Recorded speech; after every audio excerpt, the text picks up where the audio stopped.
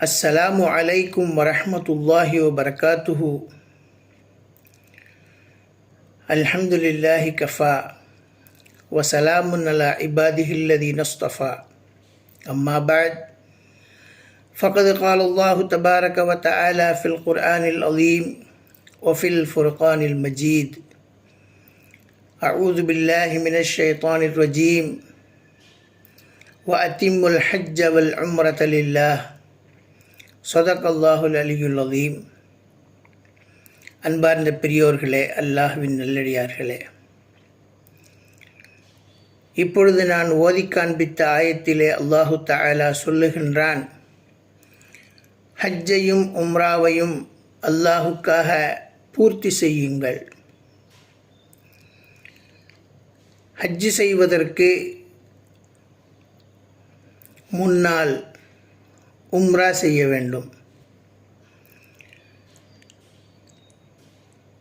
ஹஜ்ஜுடைய விபரங்களை இப்பொழுது நான் உங்களுக்கு சொல்வதற்காக இருக்கின்றேன். இஸ்லாத்தினுடைய 5 கடமைகளில் கடைசி கடமையாகிய ஹஜ் என்பது ஒரு பெரிய வணக்கம். ஈமான் கொள்வது, தொழுவது, நோன்பு நோற்பது, ஜகாத் கொடுப்பது, ஹஜ்ஜு செய்வது,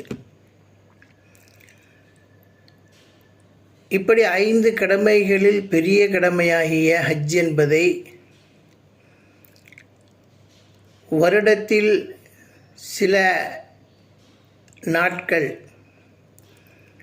ஒரு மாதம், துல்ஹஜ் மாதம் என்று சொல்லக்கூடிய அந்த மாதத்திலே சில குறிப்பிட்ட நாட்களில் செய்யக்கூடிய அமல் ஹஜ் என்பது. அந்த ஹஜ்ஜை செய்வதற்கு நாம் சில சட்டதிட்டங்களை முதலில் தெரிந்து கொள்ள வேண்டும். ஹஜ் என்பதற்கு உள்ஃபர்லு, வெளிஃபர்லு என்று கடமைகள் சில இருக்கின்றன. அந்த கடமைகளில் வெளிஃபர்லு என்று சொன்னால் முஸ்லிமாக இருப்பது, பருவ வயதை அடைந்தவராக இருப்பது, புத்தி சுவாதீனம் உடையவராக இருப்பது, சுதந்திரமானவராக இருப்பது, தன்னையும் தன் பொறுப்பில் உள்ளவர்களையும் ஹஜ்ஜுக்கு சென்று திரும்பும் வரை தரிக்கக்கூடிய, அங்கே இருந்து செய்யக்கூடிய பொருள் வசதி உடையவராக அவர் இருக்க வேண்டும். உடல் பலமும் பாதுகாப்பான பயண வழியும் பெற்றவராக இருக்க வேண்டும். மக்கா சென்று ஹஜ்ஜை நிறைவேற்றக்கூடிய கால அவகாசத்தை பெற்றவராக இருக்க வேண்டும். இவைகள் வெளிஃபர்லு. உள்ஃபர்ல் என்பது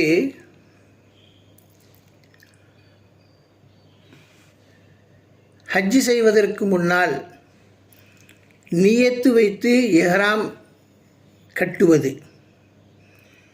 துல்ஹஜ் 8வது நாள் அரஃபாவில் தங்குவது, தவாஃபுல் இஃபாதாவை நிறைவேற்றுவது, சஇ செய்வது, தலைமுடியை களைந்து கொள்வது, இதை முழுமையாக முறையாக செய்வது, இது உள்ஃபர்லில் உள்ளது. இஸ்லாத்தில் 5 கடமைகள். அந்த 5 கடமைகளில் உள்ஃபர்லு, வெளிஃபர்லு, வாஜிபு, சுன்னத்து, இப்படி 4 முறைகள் இருக்கின்றது. 4 கடமைகள்: உள்ஃபர்லு, வெளிஃபர்லு, வாஜிபு, சுன்னத்து. இப்போ உள்ஃபர்லு, வெளிஃபர்ல பார்த்துட்டோம். ஹஜ்ஜுடைய வாஜிபு. இந்த ஹஜ்ஜுடைய வாஜிபு என்பதில் ஏதாவது ஒன்று தவறிடுச்சின்னு சொன்னால் அதுக்கு என்ன செய்யணும்? பரிகாரம் செய்யணும். முதல்ல வாஜிபு என்னன்னு பார்ப்போம். ஹஜ்ஜுடைய வாஜிபுகளில் நாம் பயணம் செய்யும் பொழுது குறிப்பிட்ட இடம் வரும். ஒவ்வொரு நாட்டுக்காரங்களுக்கும் அல்லாஹு தாலா ஒரு குறிப்பிட்ட இடம் வச்சிருக்கான்னு சொல்லிட்டு நபிகள் நாயகம் ரசூலுல்லாஹி ஸல்லல்லாஹு அலைஹி வஸல்லம் அவர்கள் கூறியிருக்கின்றார்கள். அந்த மாதிரி குறிப்பிட்ட அந்த இடத்துல நியத்து வச்சு இஹ்ராம் கட்டிக்கணும். இரண்டாவது, துல்ஹஜ் மாதத்தினுடைய 10ஆம் நாள் இரவு முஸ்தலிஃபாவில் தங்க வேண்டும். ஐயாமு தஷ்ரீக் எனப்படும் பிறை 11, 12, 13 ஆகிய நாட்களில் மினாவில் தங்க வேண்டும். துல்ஹஜ் மாதம் 10ஆம் நாள் ஜம்ரத்துல் அகபாவில் 7 கற்களை எறிய வேண்டும். ஐயாமு தஷ்ரீக் தினங்களில் மதியத்துக்கு பின்னர் ஜம்ரத்துல் அகபா, ஜம்ரத்துல் உஸ்தா, ஜம்ரத்துல் ஊலா ஆகிய 3 ஜம்ராக்களிலும் 7 கற்கள் எறிவது. கடைசியாக தவாஃபுல் விதாவை செய்வது. இது ஹஜ்ஜுடைய வாஜிபுகள். அதற்கு பின்னால் ஹஜ்ஜுக்கும் உம்ராவுக்கும் சுன்னத்துகள் ஒரே மாதிரி தான். நியத்துக்கு முன்பும் மக்காவுள் நுழையும் முன்பும் அரஃபா, முஸ்தலிஃபாக்களில் தங்கும் முன்பும் ஜம்ராக்களில் கல் எறியும் முன்பும் தவாஃப் செய்வதற்கு முன்பும் குளித்து கொள்வது சுன்னத்தானது. இரண்டாவது, நியத்துக்கு முன் உடம்பில் மனம் பூசிக்கொள்வது, வாசனை திரவியங்களை பூசிக்கொள்வது. நியத்தை வாயால் மொழிவது, வாயால் சொல்லணும் அந்த நியத்தை. நான்காவது, தல்பியா ஓதுவது.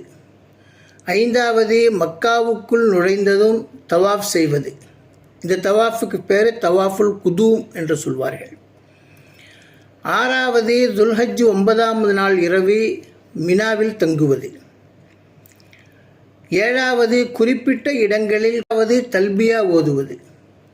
ஐந்தாவது, மக்காவுக்குள் நுழைந்ததும் தவாஃப் செய்வது.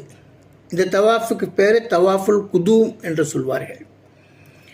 ஆறாவது, துல்ஹஜ் 9ஆம் நாள் இரவு மினாவில் தங்குவது. ஏழாவது, குறிப்பிட்ட இடங்களில் குறிப்பிட்ட துவாக்களை ஓதுவது. எட்டாவது, ஜம்சம் நீரை அதிகமாக குடித்து கொள்வது. இதே சுன்னத்துகள். ஹஜ்ஜுடைய காலங்களில், உம்ரா செய்யக்கூடிய நேரங்களில் சில விஷயங்கள் தடுக்கப்பட்டிருக்கிறது. அவைகளையும் நாம் கொஞ்சம் பேணிக்கொள்ள வேண்டும், தெரிந்து கொள்ள வேண்டும். ஒன்றாவது, ஆண்கள் தைக்கப்பட்ட உடை அணிவது தடுக்கப்பட்டிருக்கிறது. இஹ்ராம் கட்டின பிறகு வாசனை திரவியங்கள் பூசாமல் இருப்பது. மூன்றாவது, தலைமுடி, தாடி போன்றவற்றில் எண்ணெய் தேய்ப்பது. நான்காவது, உடம்பின் எந்த பாகத்திலிருந்தேனும் முடிகளை களைவது, நகம் வெட்டுவது. இஹ்ராம் கட்டிட்டா இதெல்லாம் என்ன செய்யணும், செய்யாமல் இருக்கணும். ஐந்தாவது, மணமுடிப்பது, மணமுடித்து வைப்பது. கல்யாணம் நம்மளும் செஞ்சிக்கக்கூடாது, யாருக்கும் கல்யாணம் செஞ்சியும் வைக்கக்கூடாது. இஹ்ராம் கட்டி இருக்கிறோம் அந்த மாதிரி நேரத்தில். ஆறாவது, தாம்பத்திய உறவில் அல்லது அது தொடர்பான செயல்பாடுகளில் ஈடுபடுவது. ஏழாவது, ஆண்கள் தலையை மறைப்பது. எட்டாவது, பெண்கள் முகத்தை மறைப்பது. ஒன்பதாவது, வேட்டையாடுவது. பத்தாவது, ஹரத்தின் எல்லைக்குள் மரங்களையோ செடிகளையோ வெட்டுவது. இந்த 10 விஷயங்கள் நமக்கு தடுக்கப்பட்டிருக்குது இஹ்ராம் கட்டின உடனே. இஹ்ராம் தரித்த பின் இவற்றுள் எதையாவது ஒன்றை செய்தால் ஹஜ்ஜின் வாஜிபுகளில் ஒன்றை விட்டதற்காக கொடுப்பது போன்ற ஒரு ஃபிதியா கொடுக்க வேண்டும்.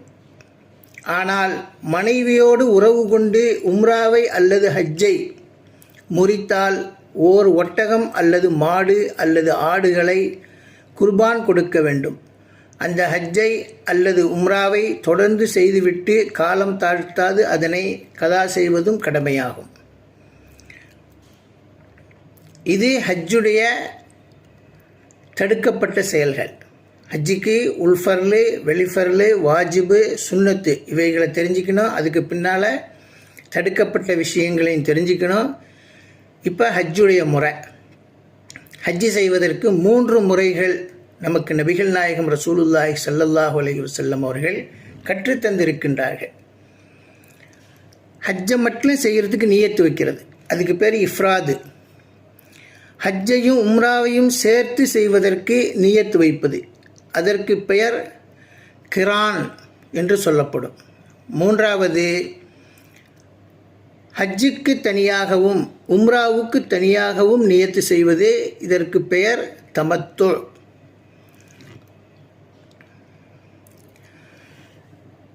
இப்போ நம்ம ஹஜ்ஜியுடைய 3 விஷயங்களை தெரிஞ்சுக்கிட்டோம். 3 முறையாக ஹஜ்ஜி செய்யலாம்னு. உம்ரா செய்பவர் எஹ்ராம் அணியும் முன்னர் நகம் வெட்டி உரோமம் களைந்து குளித்து மனம் பூசி நியத்து வைத்து 2 ரக்காத் சுன்னத் தொழுகையை நிறைவேற்ற வேண்டும். ஆண்கள் தைக்கப்படாத வெண்மையான ஆடையை அணிந்து கொள்ள வேண்டும். பெண்கள் இஸ்லாம் அங்கீகரித்த ஆடையை அணிந்து கொள்ள வேண்டும். மக்காவில் காபாவை அடைந்ததும் ஹஜருல் அஸ்வதிலிருந்து அது முடியாத போது அதற்கு நேராக நின்று காபாவை இடப்பக்கமாக 7 முறை சுற்றி வர வேண்டும். இதைத்தான் தவாஃப் என்று சொல்லப்படும். அந்த தவாஃபை செய்யும் பொழுது ரப்பனா ஆத்தினா ஃபித்துன்யா ஹசனத்தன் வஃபில் ஆஹிரத்தி ஹசனத்தன் வக்கீனா அதாபன்னார் என்ற இந்த துவாவை ஓத வேண்டும். வேறு துவாக்களையும் ஓதலாம். தவாஃபை முடித்த பின்னர் காபாவுக்கு அருகிலுள்ள மகாமு இப்ராஹீமில் 2 ரக்காத் சுன்னத்து தொழுதுவிட்டு ஜம்சம் நீரை அருந்த வேண்டும். பின்னர் சஃபா குன்றுக்கு சென்று சஃபா மலைக்கு போய் அந்த சையை தொங்கோட்டத்தை ஆரம்பிக்க வேண்டும். சஃபாவிலிருந்து மர்வாவுக்கும் மர்வாவிலிருந்து சஃபாவுக்கும் 7 முறை ஓட வேண்டும். இவ்வேளை தஸ்பீஹ், தஹ்மீத், தக்பீர், தஹ்லீல் போன்றவற்றை மொழியலாம். தஸ்பீஹ் என்று சொன்னால் சுபஹானல்லாஹ், தஹ்மீத் என்று சொன்னால் அல்ஹம்துலில்லாஹ், தக்பீர் என்று சொன்னால் அல்லாஹு அக்பர், தஹ்லீல் என்று சொன்னால் லா இலாஹ இல்லல்லாஹ்.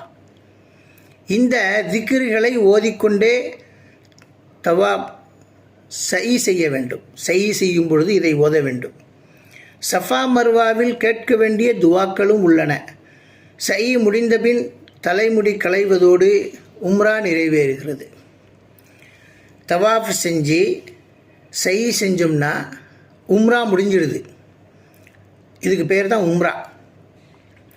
ஹஜ்ஜி செய்யக்கூடிய முறைகள் துல்ஹஜ் 8ஆம் நாளோடு ஹஜ் ஆரம்பமாகின்றது. அன்றே ஹாஜிகள் குளித்து சுத்தமாகி மனம் பூசி நிய்யத்துடன் இஹ்ராம் தரித்து தங்கியிருக்கும் இடத்திலிருந்து தல்பியா முழங்கியவாறு மினாவை அடைவார்கள். அங்கு லுஹரையும் அசரையும் தொழுவார்கள். மகரிபையும் இஷாவையும் சுபகையும் தொழுகுவார்கள். 4 ரக்காத் தொழுகைகளை 2 ரக்காத்தாக சுருக்கி தொழுவது சுன்னத்தாகும். அங்கிருந்து 9ஆம் நாள் சூரியன் உதித்த பின் அரஃபாவுக்கு செல்ல வேண்டும். அங்கு லுஹருடன் அசரையும் சேர்த்து சுருக்கி தொழுவது. அரஃபாவுக்கு சுருக்கி தொழுத பின்னர் அதிகமான நேரங்களை நீண்ட துவாக்களில் கழிப்பது. சூரியன் மறைந்ததும் அங்கிருந்து முஸ்தலிஃபாவுக்கு பயணம் செய்ய வேண்டும். அங்கு மகரிபையும் இஷாவையும் சேர்த்து தொழுவது. இஷாவை சுருக்கி தொழுது கொள்வது. இரவில் அங்கு தங்கி இருக்க வேண்டும். அதற்கு பின்னால் 10ஆம் நாள் வேண்டும். அங்கு லுஹருடன் அசரையும் சேர்த்து சுருக்கி தொழுவது. அரஃபாவுக்கு சுருக்கி தொழுத பின்னர் அதிகமான நேரங்களை நீண்ட துவாக்களில் கழிப்பது. சூரியன் மறைந்ததும் அங்கிருந்து முஸ்தலிஃபாவுக்கு பயணம் செய்ய வேண்டும். அங்கு மகரிபையும் இஷாவையும் சேர்த்து தொழுவது. இஷாவை சுருக்கி தொழுது கொள்வது. இரவில் அங்கு தங்கி இருக்க வேண்டும். அதற்கு பின்னால் 10ஆம் நாள் சுபுஹ் தொழுகையை முஸ்தலிஃபாவில் நிறைவேற்றிவிட்டு மினாவுக்கு புறப்பட வேண்டும். ஜம்ராக்களில் எரிவதற்காக கற்களையும் பொறுக்கிக் கொள்ள வேண்டும். முஸ்தலிஃபாவிலே மினாவிலிருந்து சென்று லுஹருக்கு முன்னர் ஜம்ரத்துல் அகபாவில் 7 கற்களை எரிய வேண்டும். மினா என்று சொன்னவுடனே அங்கேருந்து நேராக தங்குற இடத்துக்கு போக மாட்டாங்க. அந்த மினா வழியாக தான் அந்த கல் எறிகிற இடத்துக்கு நம்ம போவோம். அந்த வழியாக அப்படியே போய் கல்லை எரிஞ்சிட்டு அப்புறமா என்ன செய்யணும், மினாவில் போய் தங்கிக்கணும். பின்னர் தலைமுடிகளை வெட்டி கொள்ள வேண்டும். அன்று பிறை 10வது நாளாக இருப்பதால் இஹ்ராம் உடைகளை களைந்து சாதாரண உடையை அணிந்து கொள்ள வேண்டும். அந்த முடியை வெட்டும் பொழுதே என்ன செய்வாங்க, நமக்கு குர்பானி கொடுப்பாங்க. அந்த குர்பானியை கொடுத்துட்டு முடியை வெட்டிட்டு அதுக்கு பின்னால் நம்ம என்ன செய்யணும், இஹ்ராம் உடையை கழட்டிட்டு புது துணியை உடுத்திக்கிட்டோம்னு சொன்னால் அதற்கு பின்னால் மக்கா சென்று தவாஃபுல் இஃபாதாவை நிறைவேற்ற வேண்டும். இதனை பிற்படுத்தியும் செய்து கொள்ளலாம். ஏன்னா மக்காவுக்கு நம்ம மினாவிலேருந்து உடனே போயிட்டு உடனே திரும்பி வர்றது சாதாரண விஷயம் இல்லை. ஹஜ்ஜுடைய காலத்தில் அவ்வளோ கூட்டமாக இருக்கும், போயிட்டு சீக்கிரம் வர முடியாது என்பதனால மினாவிலேயே தங்கிடுவாங்க. 3 நாளைக்கும் தங்கி அங்கேருந்து மறுநாள் 11, 12, 13 3 நாளைக்கும் கல் எறிஞ்சிட்டு அன்றைக்கி சாயந்தரமே என்ன செய்வாங்க, திரும்பிடுவாங்க மக்காவுக்கு போய் தவாஃபுல் இஃபாதாவை செஞ்சு முடிச்சுட்டு வந்துடுவாங்க. இப்படி 11, 12, 13 நாட்களில் லுஹருக்கு பின்னர் மினாவில் தங்கி 3 ஜம்ராக்களிலும் கல்லெறிந்து விட்டு ஏற்கனவே தவாஃபுல் இஃபாதாவை நிறைவேற்றாதவர்கள் மக்கா சென்று அதனை நிறைவேற்றுவார்கள். தவாஃபுக்கு பின்னர் சை செய்ய வேண்டும். இறுதியாக மக்காவிலிருந்து ஊருக்கோ மதீனாவுக்கோ செல்லும் முன் தவாஃபுல் விதாவை செய்ய வேண்டும். இதைத்தான் சுருக்கமான முறையில் ஹஜ்ஜி எப்படி செய்கிறது என்பதை நம்ம தெரிஞ்சுக்கிட்டோம். இதில் ஒவ்வொன்றும் ஒவ்வொரு இடத்துலையும் என்னென்ன சிறப்பு இருக்குது என்பதை இன்ஷா அல்லாஹ் பின்னால் நாம் தெரிந்து கொள்வோம். அஸ்ஸலாமு அலைக்கும் வரஹ்மத்துல்லாஹி வபரகாத்துஹு.